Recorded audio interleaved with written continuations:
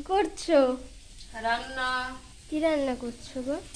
আজকে যে বড় মাছ এনেছে, তোর পরীক্ষাটা। মাছের আলুতে ঝোল করব। তোর আজকে পরীক্ষা আছে, মাছে আলুতে ঝোল হবে।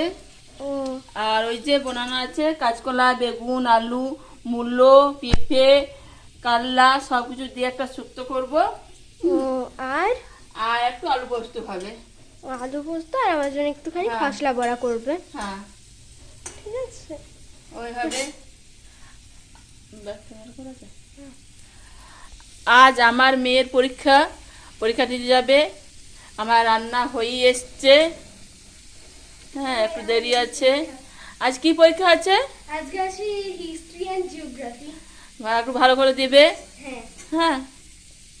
বলছে চুলটা ছেড়ে যাবো, চুলটা ছেড়ে হ্যাঁ, চুল ছেড়ে থাক, সারা থাক।